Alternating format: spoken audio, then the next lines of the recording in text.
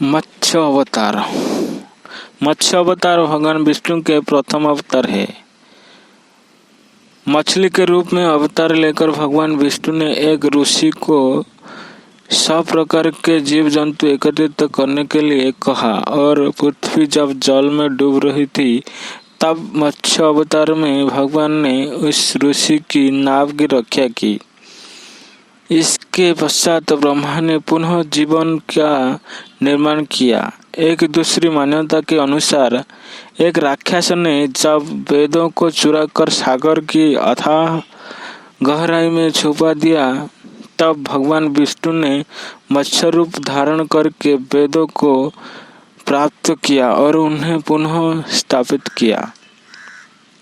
मत्स्य अवतार की कथा। एक बार ब्रह्मा जी की असावधानी के कारण एक बहुत बड़े दैत्य ने वेदों को चुरा लिया।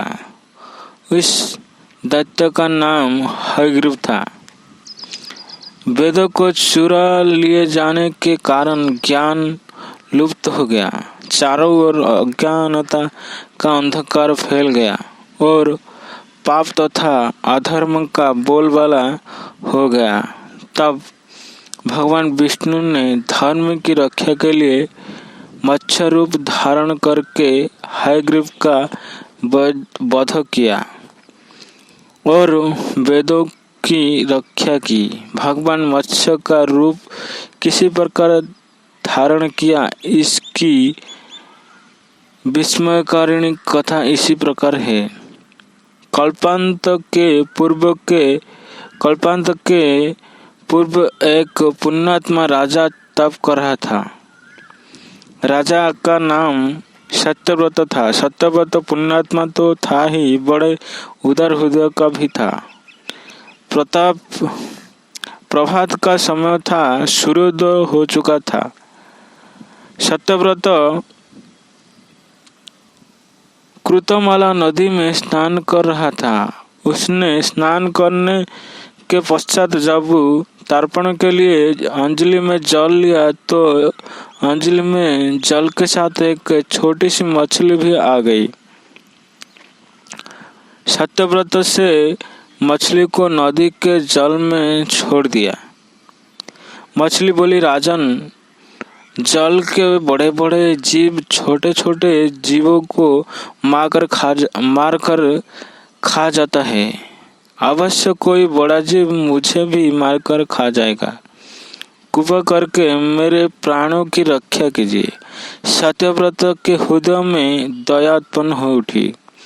उसने मछली को जल से भरे हुए अपने कमंडलू में डाल दिया। तभी एक आश्चर्यजनक घटना घटी। एक रात में मछली का शरीर इतना बढ़ गया कि कमंडलू उसके रहने के लिए छोटा पड़ने लगा। दूसरे दिन मछली सत्यव्रत से बोली, राजन, मेरे रहने के लिए कोई दूसरा स्थान ढूंढिए, क्योंकि मेरा शरीर बढ़ गया है। मुझे घूमने फिरने में बड़ा कष्ट होता है। सत्यव्रत ने मछली को कमंडलू से निकालकर पानी से भरे हुए मटके में रख दिया।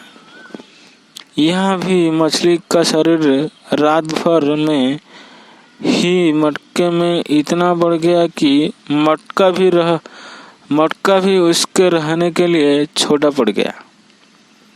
दूसरे दिन मछली पुण्य सत्यव्रत से बोली, राजन, मेरे रहने के लिए कहीं और प्रबंध कीजिए, क्योंकि मटका भी मेरे रहने के लिए छोटा पड़ रहा है।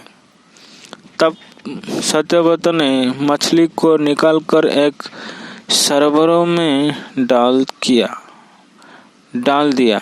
किया, किंतु सरोवर भी मछली के लिए छोटा पड़ गया। इसके बाद सत्यव्रत ने मछली को नदी में और फिर समुद्र में डाल दिया। आश्चर्य, समुद्र में भी मछली का शरीर इतना अधिक बढ़ गया कि मछली के रहने के लिए बहुत छोटा पड़ गया। अतः मछली पुनः सत्यव्रत से बोले, राजन, यह समुद्र भी मेरे रहने के लिए उपयुक्त नहीं है। मेरे रहने की व्यवस्था कहीं और कीजिए। अब सत्यव्रत विस्मित हो उठा। उसने आज तक ऐसी मछली कभी नहीं देखी थी। वह विस्मय भरे स्वर में बोला, मेरे बुद्धि को विस्मय के सागर में डूबे देने वाले आप कौन है? मत्स्य रूपधारी श्रीहरि ने उत्तर दिया, राजन, हयग्रीव नामक दैत्य ने वेदों को चुरा लिया है। जगत में चारों ओर अज्ञात और अधर्म का अंधकार फैल हुआ है। मैंने हयग्रीव को मारने के लिए ही मत्स्य का रूप धारण किया है। आज से 7वें दिन पृथ्वी प्रलय के चक्र में फिर जाएगी।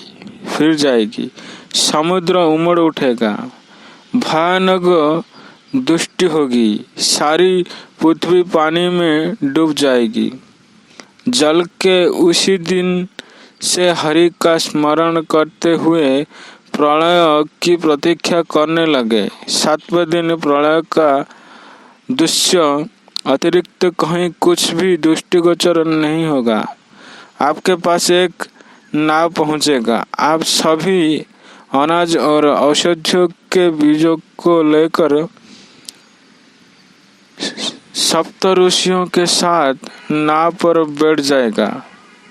मैं उसी समय आपको पुनः दिखाई पाऊंगा और आपको आत्म तत्व का ज्ञान प्रदान करूंगा। सत्यव्रत उपस्थित हो उठा। समुद्र भी उमड़कर अपनी सीमाओं से बाहर बहने लगा। भयानक वृष्टि होने लगी। थोड़ी ही देर में सारी पृथ्वी पर जल ही जल हो गया। संपूर्ण पृथ्वी जल में समा गया। उसी समय एक नाव दिखाई पड़ी। सत्यव्रत सप्तऋषियों के साथ उसी नाव पर बैठ गए। उन्होंने नाव के ऊपर संपूर्ण अनाज और औषधियों के बीज भी भर लिए। नाव प्रलय के सागर में तैरने लगी। प्रलय के उसी सागर में उसी नाव के अतिरिक्त कहीं भी कुछ भी नहीं दिखाई दे रहा था। सहसा मत्स्य रूप भगवान प्रलय के सागर में दिखाई पड़े। सत्यव्रत और सप्तऋषि गण मत्स्य रूप भगवान की प्रार्थना करने लगे। भगवान से आत्मज्ञान पाकर सत्यव्रत का जीवन धन्य हो उठा। वे जीते जी ही जीवन मुक्त हो गए। प्रलय का प्रकोप शांत होने पर मत्स्य रूप भगवान ने हयग्रीव को मारकर उसके वेद छीन लिए। भगवान ने ब्रह्मा जी को पुनः वेद दे दिए। इस प्रकार भगवान ने मत्स्य रूप धारण करके वेदों का उद्धार तो किया ही, साथ ही संसार के प्राणियों का भी अमित कल्याण किया।